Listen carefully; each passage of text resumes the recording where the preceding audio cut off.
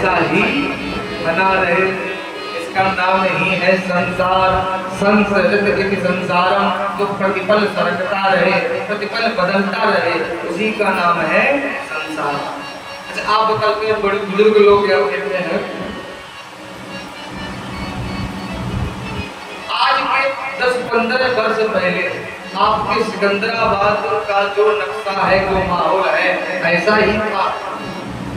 जो आसपास माहौल है ऐसा ही था, नहीं था। परिवर्तन हुआ कि नहीं हुआ? और आगे 10 साल में ऐसा ही रहेगा, बदल जाएगा ना। हाँ, एक जैसा नहीं रहता। हम लोग ये चाहते हैं कि ऐसा ही बना रहे। अच्छा एक बात बताओ, आप कहीं रिश्तेदारी में जाना होगा, आपको कहीं शादी में, कोई फंक्शन में या कहीं भी रिलेशन में 2-4 दिन रहने के लिए जाना होगा, तो आप उसकी तैयारी 10-15 दिन पहले से ही करने लगते हो।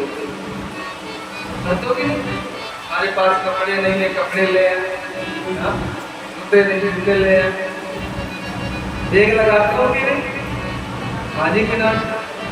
नहीं लगाते हो, थोड़ा ध्यान देना। जहाँ 10-15 दिन के लिए जाना है, वहाँ की तैयारी आप 2-4 दिन के लिए जाना है, वहाँ की तैयारी आप 10-15 दिन पहले से ही करने लगते हो। और जहाँ जाकर के कभी आना ही नहीं है, वहाँ की कोई तैयारी नहीं है। बैग लगाया किसी ने? बताओ ना। नहीं की है, कौन सी तैयारी?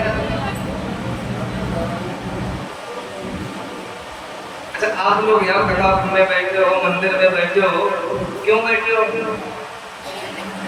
कथा में, मंदिर में दान करते हो, पैसे देते हो, चढ़ाते हो, ये किस लिए चढ़ाते हो?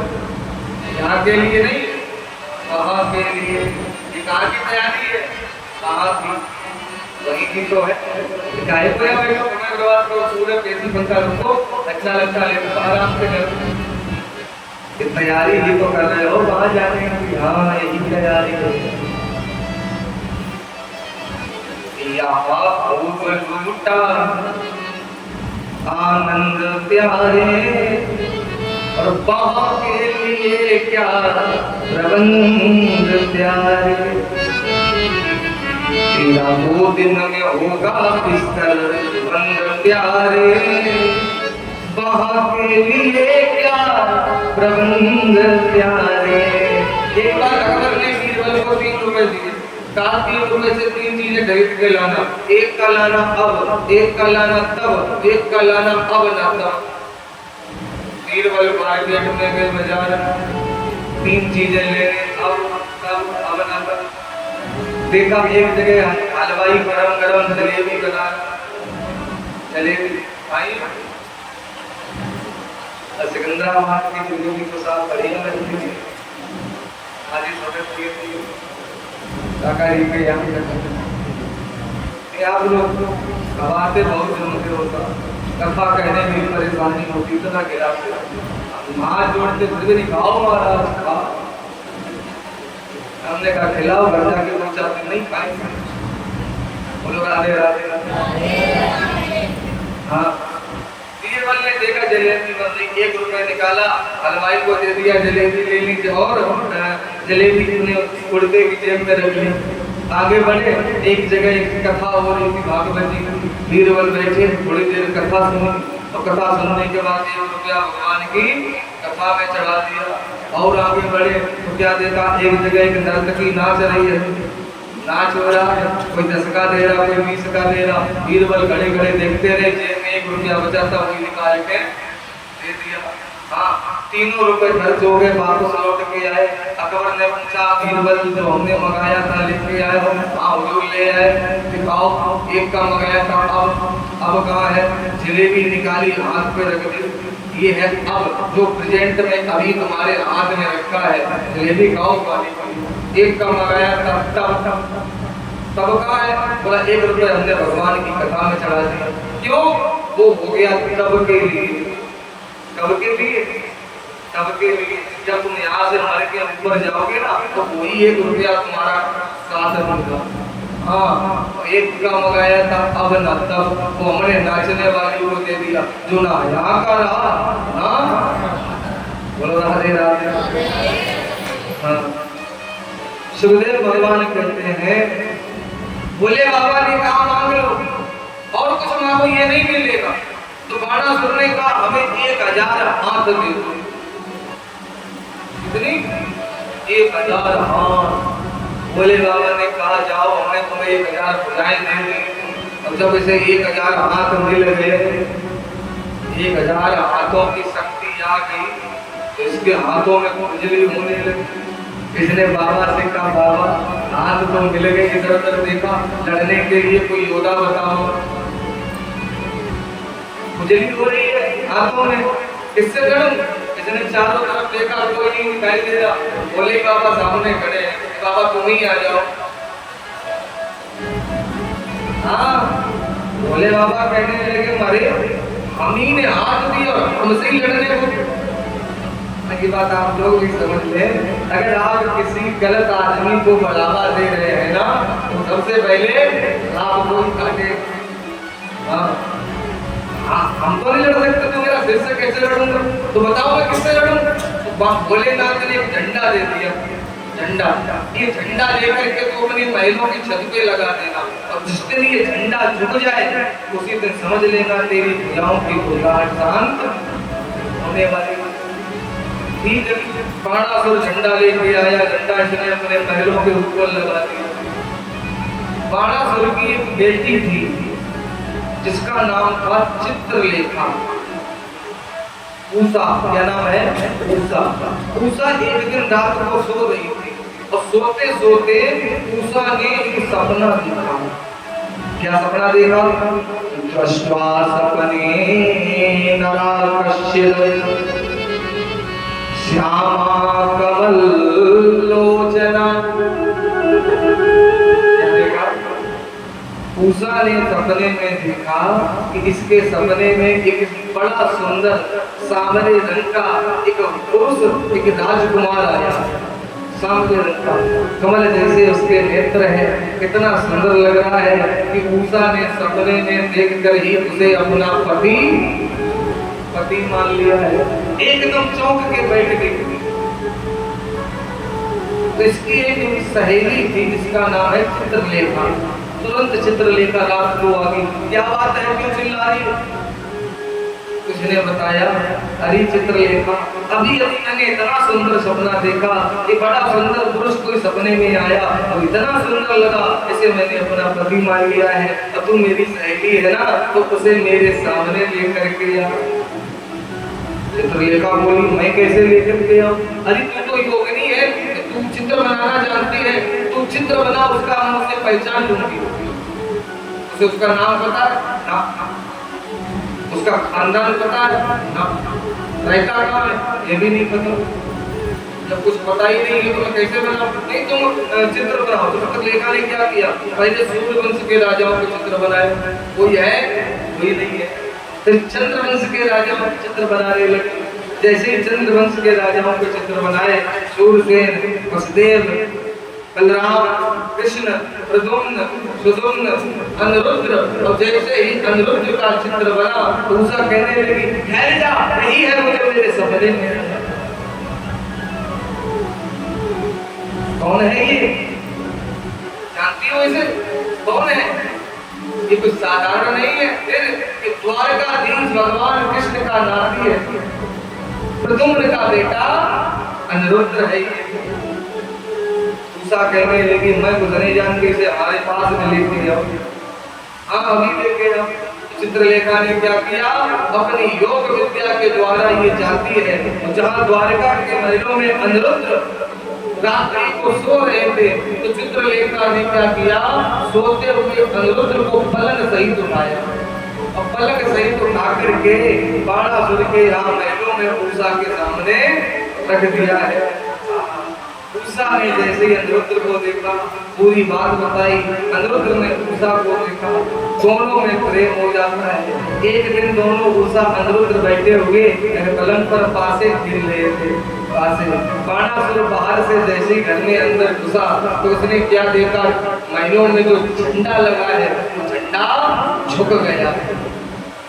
जैसे ही इसने झंडे को झुका दिया, बड़ा क्रोध, और जैसे ही घर के अंदर महलों में पहुंचा तो इसकी नजर पड़ गई उषा के कमरे में। इसने क्या देखा, उषा के साथ कोई बैठा है। एकदम गया, उषा ये कौन है, यहाँ क्या कर रहा है? उषा कहने लगी, पिताजी ये मेरा पति है। पति है? हमसे पूछा ना बताया ना कोई विवाह, ये कहाँ से पति आ गया? उषा ने कहा, पिताजी मैंने सपने में इसे देखा था और पति मान लिया। जैसे ही उषा के साथ नरुद्र को देखा, बाणासुर को क्रोध आ गया और क्रोध में आकर के बाणासुर ने कह दिया, बेटी अगर मैं तेरा बाप नहीं होता तो इतने टुकड़े तेरे करता, इतने टुकड़े करता, मैं भीतों को खिला देता। अनिरुद्ध का हाथ पकड़ा और अनिरुद्ध का हाथ पकड़ के इसने कारागृह जेल में बंद कर दिया। उषा हो रही है, उसको भी बंद कर दिया। अनिरुद्ध जेल में बंद है। कितना समय हो गया? 6 महीना हो गया। अब आप लोग ध्यान दें, नाती 6 महीना से गायब है और बाबा को कोई खबर ही नहीं, खबर ही नहीं। और खबर तो तब हो जब 1-2 56 करोड़ और 56 करोड़ में 2-4 गायब हो जाए, किसी पता चलने वाला। 6 महीना हो गए, कोई खबर नहीं। तो बाबा नारद ने जाकर के भगवान को बताया कि आप यहाँ द्वारिका में बैठे हो और वहां तुम्हारा नाती अनिरुद्ध बाणासुर के यहाँ जेल में बंद है। जैसे ही भगवान कन्हैया ने सुना, सुनते ही अपनी बड़ी सुंदर 9 रंगड़ी सेना तैयार कर ली। 7 रंगड़ी सेना को लेकर के भगवान कन्हैया ने बाणासुर पर चढ़ाई कर दी। चारों तरफ से बाणासुर को घेर लिया। भगवान कहने लगे, ऐ बाणासुर आज तो जीवित नहीं बचेगा। बाणासुर ने जैसे ही भगवान की आवाज को सुना तो इसने भागना शुरू कर दिया और भागता हुआ कहाँ पहुंचा? भोलेनाथ के पास। भगवान भोलेनाथ से बोला, बाबा चलो बचाओ चल के, नहीं तो कन्हैया मेरे प्राण ले लेंगे, बचाओ चल के। भोलेनाथ कहने लगे, मैं क्या करूं? लड़ो चल के। हम क्यों लड़ेंगे? आप गुरु जी नहीं हो, गुरु जी नहीं हो तो गुरु है तो क्या मैं तुम्हारी लड़ाई लड़ूंगा? हाँ। तो ये भोले बाबा को लेकर के आ गया। एक तरफ भोलेनाथ की सेना और दूसरी तरफ भगवान कन्हैया की सेना, दोनों वहां सामने खड़े हैं। भगवान कृष्ण ने भोलेनाथ को देखा, कहने लगे, बाबा ये तो गलत बात है, आप अपनी से लड़ने के लिए आगे, क्या करें? सेवे के बंधन में बंधे, लड़ना तो पड़ेगा, ना लड़ो तो ना। इसने युद्ध का धोखा बजा दिया, लड़ाई शुरू हो गई। भोलेनाथ भगवान कृष्ण की सेना जब एक दूसरे से आपस में भिड़ी तो क्या हुआ? भोलेनाथ की सेना जीतने लगी, भगवान कन्हैया की सेना हारने लगी। क्यों? अब भोलेनाथ की सेना में कोई आदमी तो है नहीं, सब वो टुकड़े दिखाई दे ना, एक भूत 4 तो लग जाए, पटक के मारे था, हारने लगे। भगवान कन्हैया ने देखा, बाबा ये गलत बात है। भोलेनाथ ने इशारा किया तो भगवान ने सम्मोहन अस्त्र भोलेनाथ पे छोड़ा और जैसे ही सम्मोहन अस्त्र छोड़ा, भोलेनाथ के वक्ष स्थल पर लगा, मूर्छित हो गए। एक क्षण के लिए बाबा मूर्छित हुए। भगवान कन्हैया बाणासुर को पकड़ने के लिए आगे। जैसे ही बाणासुर की मां ने देखा कि मेरा बेटा बचेगा नहीं, इसने क्या किया? अपने वस्त्र उतार के रख दिए और निर्वस्त्र होकर बीच में खड़ी हो गई। भगवान ने अपना पीछे मुंह दे दिया, जो ऐसे स्त्री का मुंह नहीं देखना चाहिए। भोलेनाथ बाणासुर को भाग गया। भोलेनाथ की मूर्छा जगी तो भोलेनाथ ने इसे समझाया। जब इसके बाद समझ में आई तब बाणासुर ने अपनी बेटी उषा का विवाह अनिरुद्ध के साथ किया है। दिन से वाले रानी लाल की। उसके बाद भगवान कन्हैया के पास 2 पत्र आए। गाय के एक पत्र आया एक ब्राह्मण का, महाराज जरासंध ने अपने यहाँ 30,000 राजाओं को कैद कर रखा है, उनको मुक्त कराएंगे चल के। और एक पत्र आया हस्तिनापुर से पांडवों का कि मैं यज्ञ करने जा रहा हूँ, कन्हैया हमारे यहाँ यज्ञ में आओ। तो भगवान ने सोचा पहले कहाँ चला जाए, यज्ञ में पहले चला जाए, क्योंकि तो यज्ञ की शोभा पहले देखनी चाहिए। भगवान द्वारिका छोड़ करके जैसे ही आज हस्तिनापुर में पधारे हैं, हस्तिनापुर में पांडवों के यज्ञ में भगवान शामिल हो गए। यज्ञ को पूर्ण कराने के लिए भगवान ने कहा ये यज्ञ वो ही कर सकता है जिसने दसों दिशाओं के राजाओं को जीत लिया हो। तुमने सब राजाओं को हरा दिया है। पांडव कहने लगे हाँ सभी राजा तो हार गए, लेकिन एक राजा बचा है। कौन? पूर्व देश का राजा है मगध सम्राट जरासंध। जरासंध नहीं अभी हारा। तो भगवान ने कहा जब तक वो नहीं हारेगा तब तक तुम्हारा ये यज्ञ पूरा नहीं होगा। तो भगवान ब्राह्मण का रूप बना करके अर्जुन भीम को लेकर के जाते हैं और जरासंध को चंद के यहाँ पहुंचे, जहाँ जरासंध के साथ भीम का भगवान ने युद्ध कराया। भीम ने अपने हाथों से जरासंध को बीच से आधा चीरा है और राजाओं को मुक्त कराया। उसके बाद हस्तिनापुर में आकर के पांडवों का यज्ञ पूर्ण कराया। यज्ञ के विधान में बड़ा सुंदर मंडप बनाया गया, सबको अलग अलग भार सौंपा गया, अलग अलग जिम्मेदारी दी गई और बाद में विचार किया गया यज्ञ का अध्यक्ष यानी मालिक किसे बनाया जाए।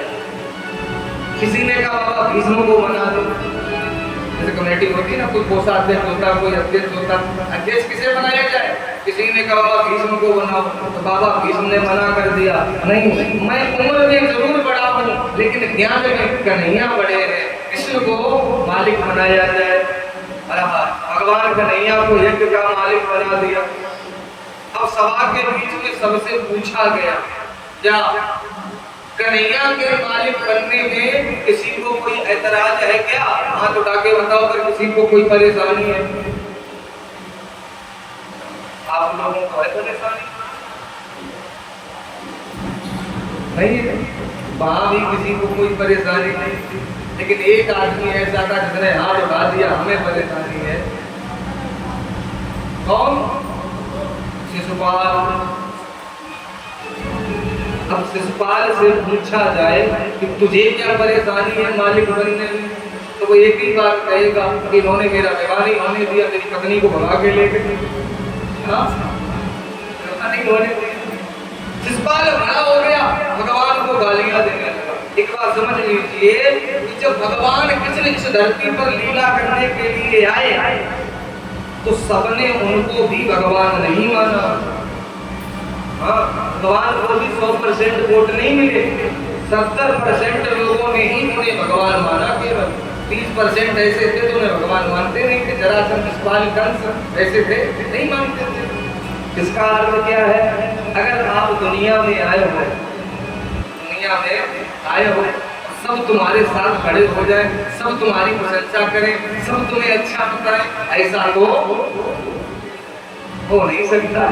कई लोग परेशान रहते हैं कि महाराज हमारी को बहुत बुराई करते, बहुत हमें परेशान करते, बहुत चुगली करते, बहुत निंदा हमारी करते। तो हम उनसे एक ही बात कहते, जो तुम्हारी निंदा करते तुम उनकी तरफ ध्यान ही ना दो। क्यों?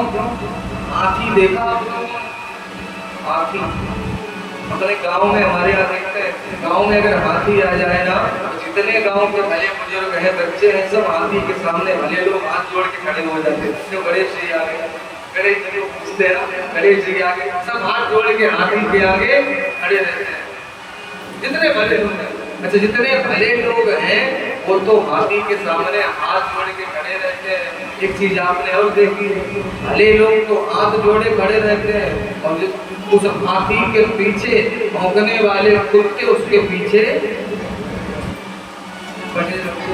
कुत्ते उसके पीछे पड़ते हैं। अच्छा, कुत्तों से पूछा जाए कि तुम हाथी के पीछे क्यों भौंकते हो? अगर भौंकना ही है उसके आगे जाके भौंको, आगे भौंकेंगे नहीं, पीछे भौंकना बंद नहीं करेंगे। क्यों भौंकते हो? मतलब कुत्तों की भाषा हम लोग तो समझ नहीं पाते। अगर हम लोग समझ लेते तो हम आपको सही बता रहे, कुत्ते एक ही बात कहते हैं। क्या कुत्तों से पूछा जाए कि तुम हाथी के पीछे क्यों भौंकते हो, तो कुत्ते एक ही बात कहते हैं, क्या हमें हाथी से कोई परेशानी नहीं। हाथी से कोई परेशानी नहीं है। भौंकते क्यों हो? एक ही बात कहते हो, क्या हाथी के सामने जो हाथ जोड़े खड़े हैं वो हमसे देखे नहीं जा रहे? हाँ? हाथ जोड़ने वाले हमसे हजम नहीं हो रहे। हाँ, प्रेम से बोलो राधे। ध्यान देना, हाथी भी भौंकने वालों को पीछे मुड़ के देखता नहीं है, हाथ जोड़ने वालों के पास रुकता नहीं है, अपनी मस्ती भरी चाल चलता रहता है। ऐसे ही आपको रहना है ना। तो क्यों निंदा उसी की होगी इसकी जिसकी आग ऊपर प्रतिष्ठा बढ़ेगी, और जिसकी स्तुति ही नहीं होगी उसकी निंदा क्या होगी? ना तो तुम निंदा करने वालों को देखो, ना तो प्रशंसा करने वालों को देखो, केवल अपना काम काम करते रहो। प्रेम से बोलो। ध्यान दें, भगवान ने पांडवों का जब यज्ञ हुआ सबने अलग अलग काम किया। किसी को दाना अध्यक्ष, किसी को कोषाध्यक्ष, और दुर्योधन को भंडारे का मालिक बना दिया। किसे? दुर्योधन को। तो किसी ने कहा दुर्योधन को पांडवों की सबसे बड़ा दुश्मन है, कोई तुमने भंडारे का मालिक बना दिया। धर्मराज से पूछा ऐसा तुमने क्यों किया? धर्मराज कहते हमें पता है ये बिगाड़ने में कोई कसर नहीं रखी, इसने वही किया, भंडारे का मालिक बना दिया। कोई एक बोरा चीनी मांगने आए, 4 बोरा निकाल के देते, 4 बोरा ले जाने वाले को ऐसा एक की जरूरत 4 क्यों करे? धरती कुआं में फेंक दो, भिखारी ये करे, गंगा ये करे। दुर्योधन ने बिगाड़ने में कोई कसर नहीं रखी, लेकिन मुरलिया वाले ने बनाने में कोई। हाँ, ये बात समझ ले कि जिसने अपनी सौंप दी हाथ तुम्हारे डोर, और कभी उलझती है नहीं उसकी नंग किशोर। जब मालिक भगवान को बना दिया फिर तो बात बिगड़ ही नहीं सकता है। सबने अपना अपना काम किया। भगवान कन्हैया मालिक है, मालिक होकर के भी भगवान ने क्या काम किया जानते हो? यज्ञ में कन्हैया ने क्या काम किया था? भगवान ने अपने लिए एक काम छोड़ा, सबको तो अलग अलग काम दे दिया, लेकिन खुद के लिए कन्हैया ने कौन सा काम किया? मैं जो भी अतिथि लोग आएंगे उनके पैरों को धुलूंगा, और जो भोजन करेंगे उनकी झूठी पत्थरों को उठा के देखूंगा।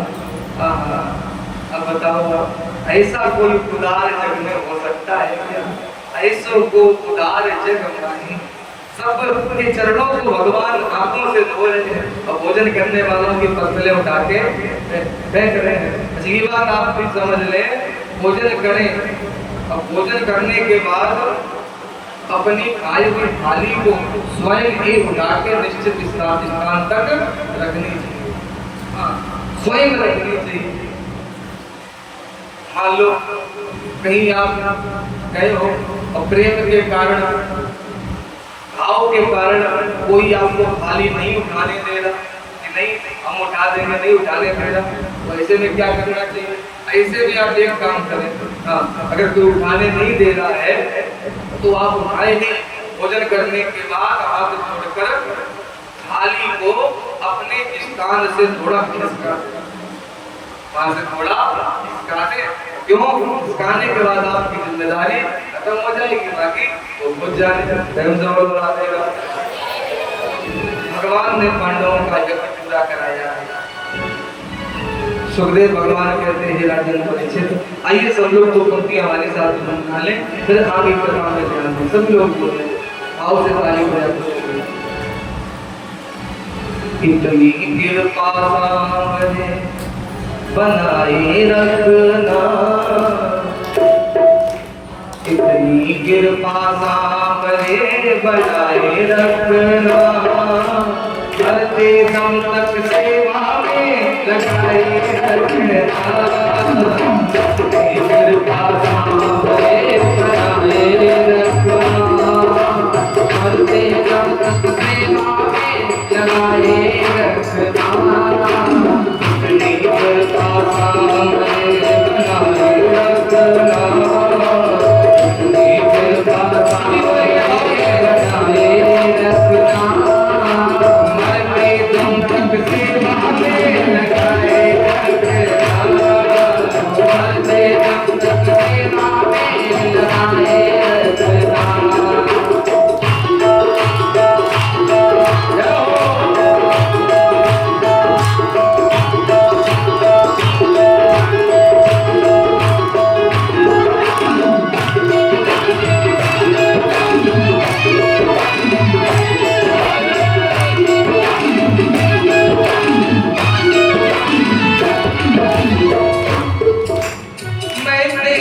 तू मेरा कान्हा, मैं राजी तू राजी। मैं तेरा तू मेरा कान्हा, मैं राजी तू राजी। तेरे नाम पे लिख दी मैंने इस जीवन की बाजी। तेरे नाम पे लिख दी मैंने इस जीवन की बाजी। मैं तेरा तू मेरा कान्हा, मैं राजी तू राजी। तेरे नाम पे लिख दी मैंने इस जीवन की बाजी। हाँ इस जीवन की बाजी, इस जीवन की बाजी। आज